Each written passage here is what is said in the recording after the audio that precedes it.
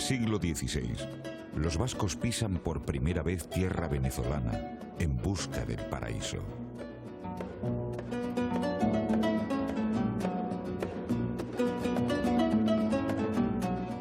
Sin embargo, será en el siglo XVIII cuando su presencia adquiera mayor importancia, gracias a la actividad comercial desarrollada por la Real Compañía Guipuzcoana de Caracas.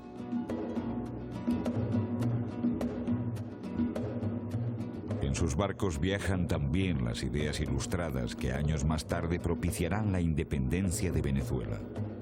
Esta es la razón por la que muchos caudillos insurgentes recordados en el campo de Carabobo, al noroeste del país, tengan apellidos vascos.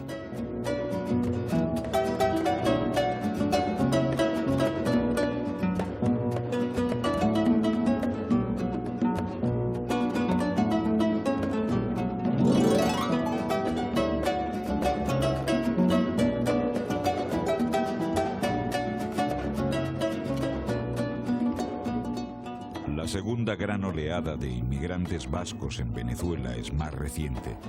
En 1939, los primeros exiliados vascos a bordo de los barcos Cuba, Flandre y Bretaña llegan a Venezuela.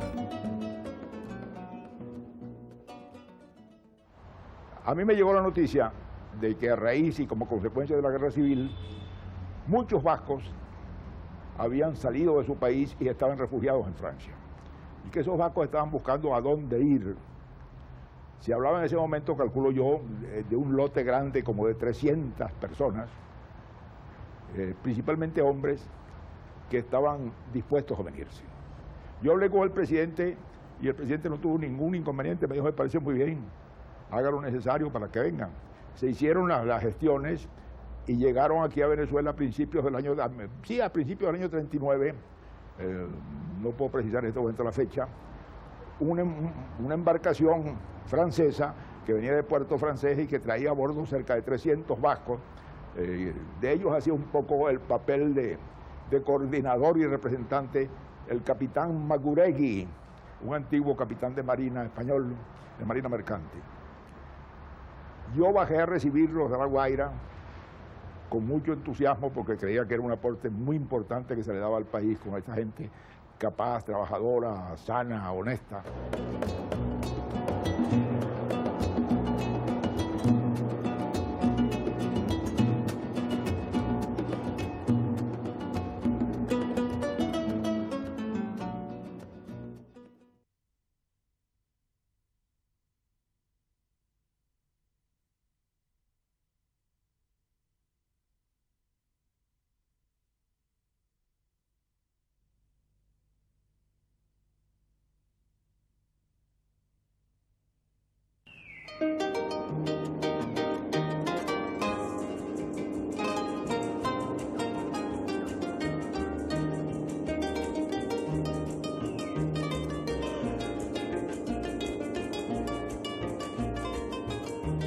En 1730 llegan a Puerto Cabello los 3 primeros navíos de la Real Compañía Guipuzcoana de Caracas.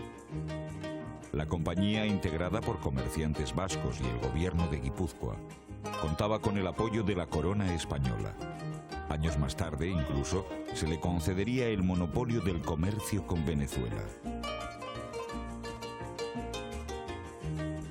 Desde esta casa de Puerto Cabello, la Real Compañía Guipuzcoana de Caracas desarrolló una intensa actividad. Sus hombres, armados, vigilaban en el castillo de San Felipe y en el fortín Solano la normal entrada y salida de los barcos.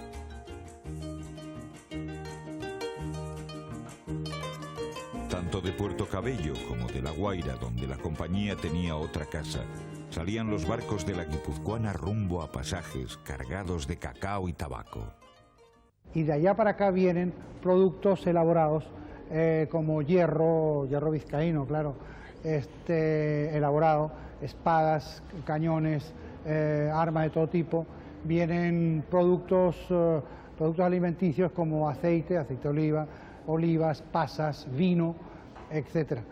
Eso era lo que iba y venía, aunque en algunos casos también desgraciadamente, vinieron esclavos negros que los traían vía, no está muy claro, pero venían vía Canarias, Curazao, que es una isla que queda muy cerca de las costas nuestras.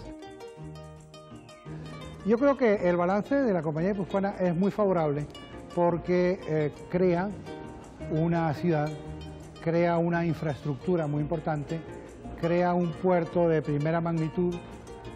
Hoy en día es el primer puerto del país, el puerto que más mueve en carga y en todo tipo de cosas, y es el germen del capitalismo moderno, porque antes que ellos prácticamente lo que había era un feudalismo de vieja data y de viejo cuño.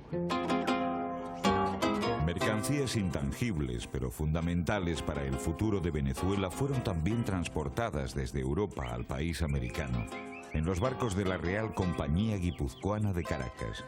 Eran las ideas ilustradas, liberales, que serán años más tarde el germen de la independencia de Venezuela. El propio Simón Bolívar era de ascendencia vasca. Junto a él, otros vascos participaron en la lucha por la independencia y ocuparon importantes puestos en el gobierno del país.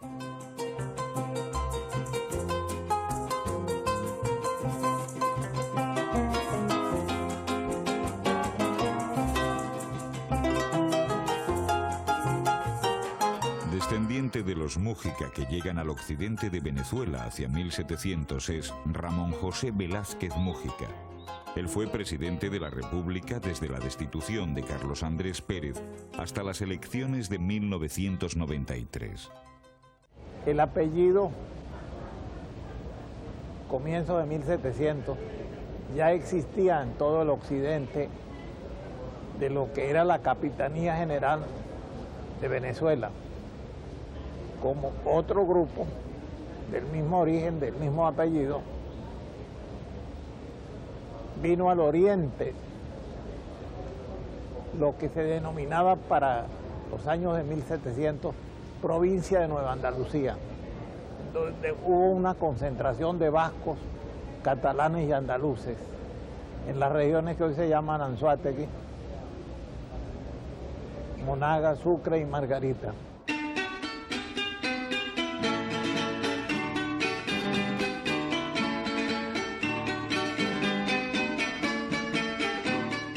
En 1939, miles de vascos protagonizan una nueva fase inmigratoria a Venezuela.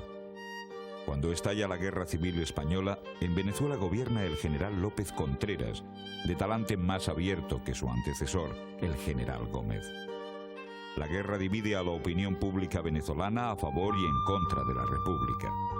El gobierno venezolano, favorable a la inmigración vasca que activará la economía del país, acordó con los nacionalistas vascos la llegada a Venezuela de los exiliados vascos en el verano de 1939. Por parte venezolana, el negociador fue el director del Instituto de Inmigración, Arturo Uslar Pietri. Luego de estando en Caracas, para darle a usted una impresión de cómo era el clima, pocos días después ellos me manifestaron el deseo de ir ante la tumba de Bolívar a hacer un homenaje. No se olvide que Bolívar tiene un origen vascuense. Y entonces se arregló en el Panteón Néstor y fui con ellos. Y en el acto muy sencillo y muy solemne en que ellos colocaron una corona de flores, cantaron un himno tradicional vasco de saludo, que es el Agur Jaunak. Y eso fue todo. Al día siguiente los periódicos, desde luego, antirrepublicanos, publicaron que el director del Instituto de Inmigración había ido con un grupo de rojos españoles a cantar un himno comunista ante la tumba de Bolívar. Eso le revela a usted el clima. Sin embargo, vinieron, y yo considero que es una de las mejores cosas que el destino me permitió hacer en mi vida.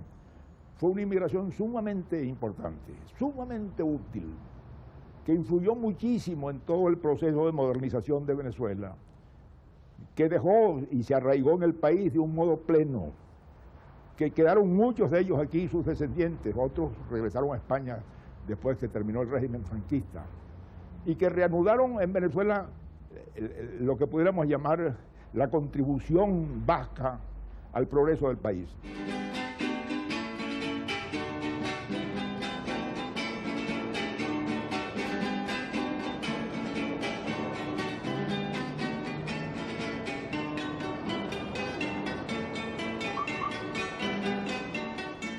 La pesca y sobre todo la construcción fueron las dos actividades más importantes de los vascos recién llegados a Venezuela. Esta presencia vasca en la arquitectura del país es evidente en muchos edificios y en la responsabilidad que algunos vascos han asumido en el Ministerio de Obras Públicas venezolano, en especial durante el gobierno de Luis Herrera Campins. Dentro del ministerio había o hay unos institutos adscritos a ese ministerio, y fue una cosa muy curiosa que yo en la dirección general y dos vascos más en dos institutos formamos lo que aquí nos empezaron a llamar el poder vasco, que teníamos pues influencia de poder y de decisión en tres aspectos muy importantes, como eran la construcción de edificaciones nacionales, la vivienda y el Fondo de Desarrollo Urbano, que era como la base de la consecución de terrenos y oportunidades donde poder construir las edificaciones, así como también los financiamientos para edificaciones nacionales. En esos tres estábamos tres vascos, de los cuales todavía uno, Lander Quintana, sigue en la parte de edificaciones, colaborando en este momento con el gobierno del doctor Caldera.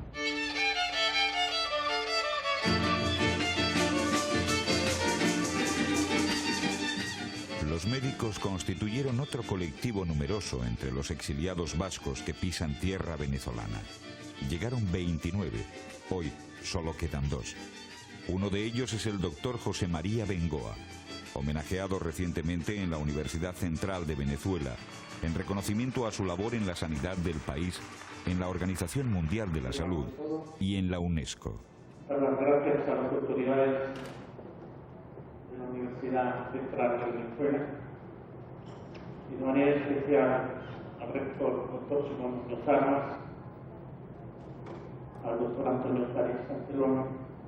Yo creo que la razón fue que una gran parte de médicos vascos que estuvimos en la guerra salimos por razones de continuar la labor en Francia, tanto a nivel del Hospital de la Roseraie como a nivel de las colonias infantiles que se organizaron en varios lugares del País Vasco francés. Entonces, esa razón se concentró más la profesión de médicos que las de otro tipo de profesiones o trabajadores. Yo creo que esa es la razón. Aquí llegamos 29 médicos entre los años 39 y 40. Y uno precisamente que ha llevado 56 años de médico rural en un pueblo en el interior de la República, en Caripe, acaba de fallecer. Es José Antonio Urrestarazo. Quedamos ahora uno que llegó aquí, Lorenzo Zarranz, que llegó aquí de estudiante y que terminó los estudios aquí, y yo, no quedamos más.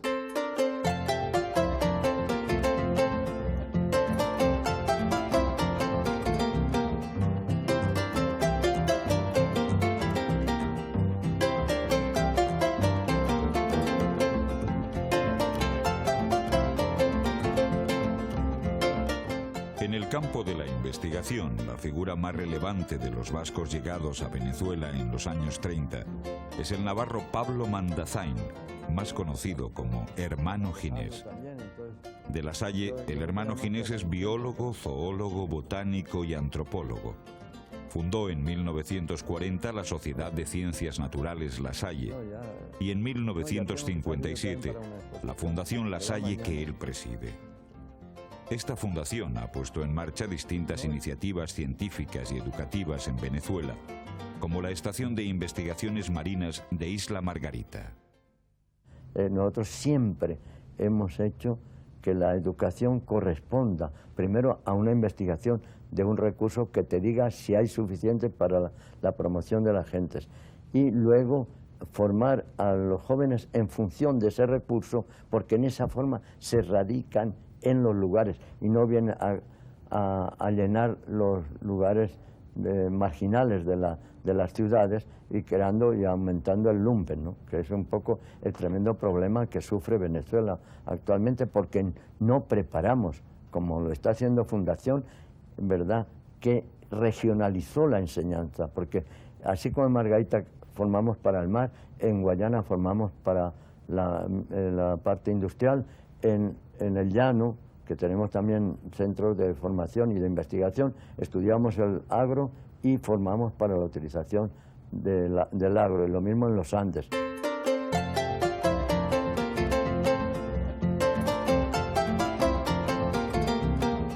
Al poco tiempo de establecerse en Venezuela, los vascos crearon entre ellos lazos de unión y solidaridad.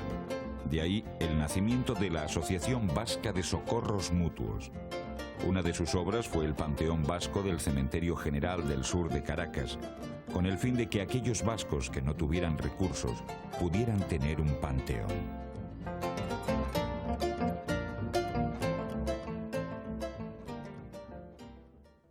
La primera organización vasca que se creó en Venezuela fue Socorros Mutuos, Asociación Vasca de Socorros Mutuos, antes que un centro vasco.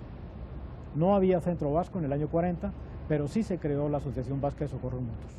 El primer centro vasco luego sale a finales del 40 y luego en el 41-42 pasa a la segunda sede y en el 50 a la actual sede. Pero es curioso eso de que lo primero que se organiza entre el grupo vascos que llegó aquí fue la Asociación Vasca de Socorros Mutuos.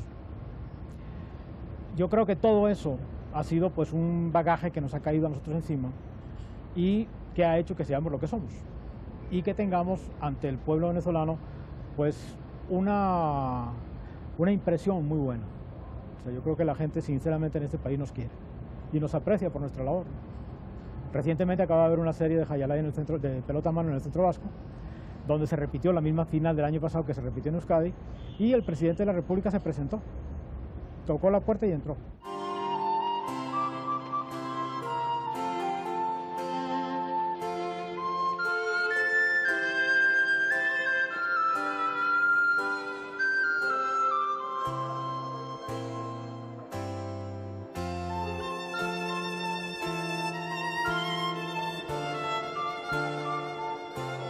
En la Casa del Paraíso del Centro Vasco de Caracas, sin olvidar el pasado, se mira sobre todo hacia el futuro del centro y cómo conseguir que recupere la pujanza que tuvo hace años.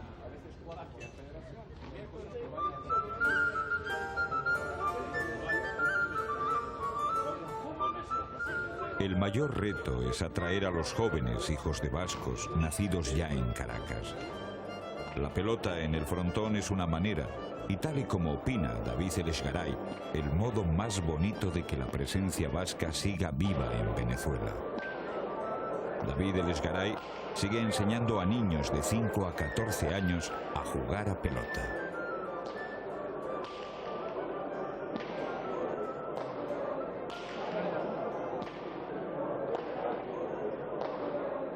Bueno, yo soy de Busturia, el pueblo más bonito de Euskadi. Cuando llegué a Venezuela vine solo y me casé acá. Tengo hijos nacidos acá. Tenía de alguna manera que hacerles saber mi origen, mis aficiones, y en esa situación es que en vista de que la pelota iba perdiendo presencia en el centro vasco, que es la cuna de la pelota en Venezuela, comencé a dar clases a niñitos desde 10 años hasta 15 años. Posteriormente se aumentó el número de gente y llegó un momento en que en una colonia de socios del centro de alrededor de 500 personas tuve alrededor de 140 pelotaris practicando en todas las edades, incluyendo mujeres.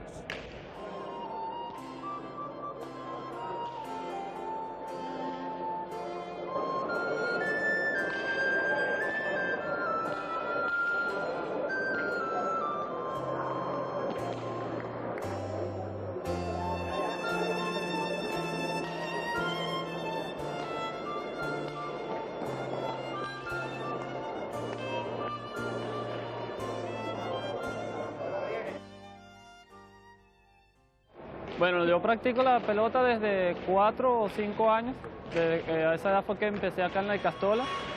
Y bueno, y todos los que estudiábamos aquí jugábamos y yo creo que también viene por motivación de los aitas, de nuestros aitas que fueron pelotaris y actualmente todavía siguen practicando. Y bueno, también ha habido varias Icastolas aquí de pelota. Actualmente está David Esgaray que tiene una Icastola de pelota, se puede decir, con los pequeños. Y bueno, y ahora seguimos practicando a un nivel más alto porque estamos participando en eventos internacionales. Alrededor de 420 socios componen hoy el Centro Vasco de Caracas. Aquí se reúnen, charlan, se relacionan y desarrollan diversas actividades, además de las deportivas.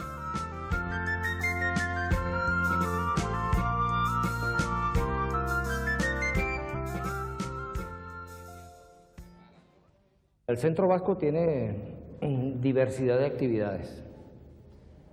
Podemos enumerar Euskodeia, la voz de los vascos en Venezuela, un programa que tiene 35 años en el aire. Podemos hablar del Deportivo Vasco, un equipo que nos ha representado orgullosamente en varios eventos nacionales. Acaba de cumplir 50 años de actividad. Podemos hablar del grupo Aldasca, nuestro grupo de baile actualmente.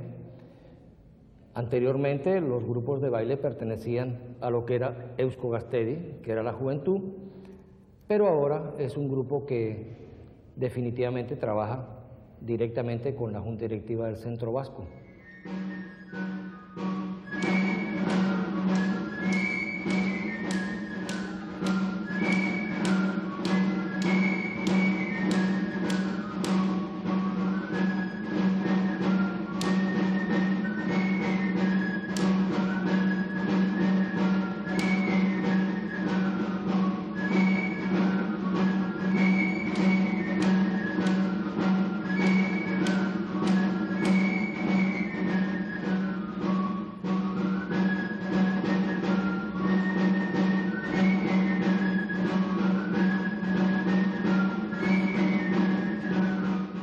Los de Puerto La Cruz y Valencia son los otros dos centros vascos existentes en Venezuela. Los primeros vascos que llegan a Valencia y Puerto Cabello, en el estado de Carabobo, lo hacen en el siglo XVIII a través de la Compañía Guipuzcoana de Caracas. A los ya numerosos apellidos vascos procedentes de esta época se añaden los de los vascos que llegan a esta zona en los años 50 y 60, bien al campo, como es el caso de los colonos del Valle de Chirgua, o a la ciudad, que en estos años conoce un gran desarrollo industrial. El primer centro vasco tardaría unos años en crearse. El primer centro vasco se creó en el año 1973 en Aguanagua, que es un barrio de Valencia, y estuvo hasta el año 83. En el 83 nos trasladamos a esta sede, que es un poco más lejos de Valencia, pero es un sitio un poco más grande, no está metido dentro realmente de una ciudad. Es un sitio más tranquilo, es una casa colonial, una casa preciosa, un sitio fresco que es muy importante de cara al país y donde estamos muy tranquilos y muy bien. Actualmente hay unos 80 socios, familias, vamos a llamarle familias. Anteriormente había unas 100, pero claro, ha habido gente que se ha muerto, gente que ha ido a Euskadi y luego, pues lógicamente, ya gente de Euskadi está llegando muy poca. Nosotros calculamos que habrá en Valencia como de 150 a 200 familias.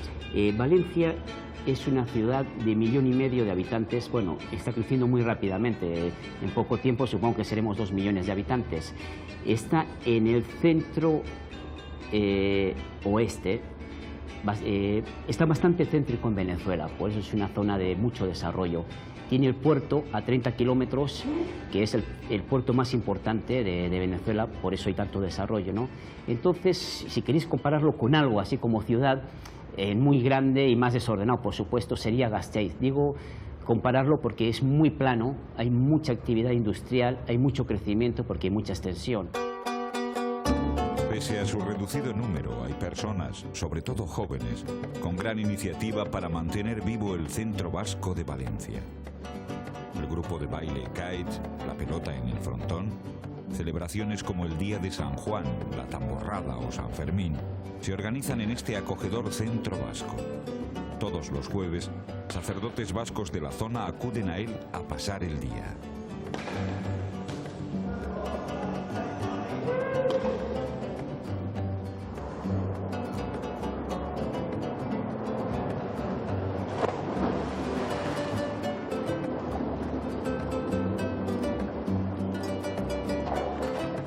A pesar de la durísima crisis económica que afecta hoy a Venezuela, la comunidad vasca confía en la recuperación del país. Desde el Instituto Vasco Venezolano de Cooperación se canalizan diversas iniciativas de cooperación entre Euskadi y Venezuela, en las que participa el gobierno vasco. En el Instituto Vasco Venezolano de Formación Tecnológica de Puerto Ordal se preparan técnicos venezolanos en el manejo de maquinarias de control numérico.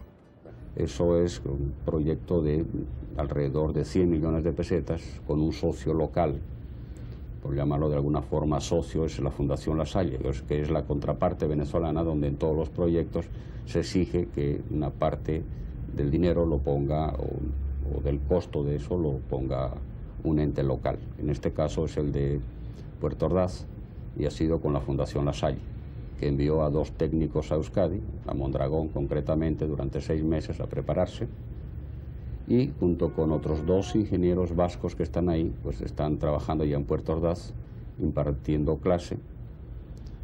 Digamos que hasta la fecha igual no ha habido el número de alumnos que nosotros creíamos que podía haber, pero también hay que tener en cuenta que el proyecto fue solamente inaugurado en noviembre. Nosotros decimos que ese es el proyecto más importante, no solamente por el costo que ha tenido el proyecto, sino también porque creemos que es lo que puede reflejar mejor una imagen de Euskadi, donde tenemos una maquinaria de Euskadi, tornos y una serie de cosas, donde la gente va a empezar y va a aprender a manejar esos equipos y que a su vez podría ser de escaparate para una maquinaria de Euskadi.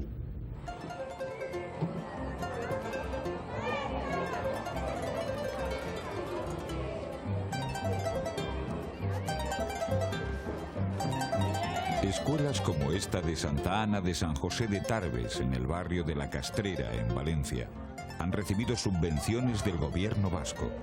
12 millones con los que añadieron nuevas aulas y talleres en este centro que educa a niños de escasos recursos económicos. Ahora esperan que el gobierno vasco colabore de nuevo en la gobernación del estado de Carabobo para ampliar la enseñanza de formación profesional en la escuela.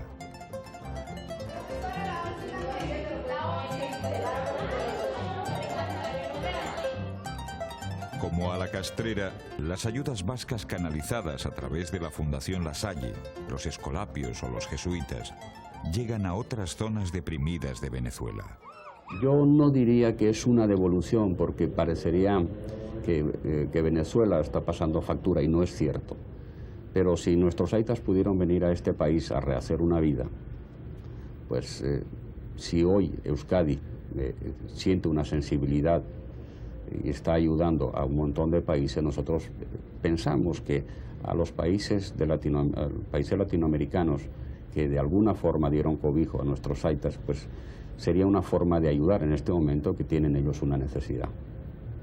Pero no es, ni siquiera es un pago, ni se pretende pagar, porque no se cuantifica cuánto pudo ser para nuestros aitas haber venido a este país y conseguir la posibilidad de trabajar.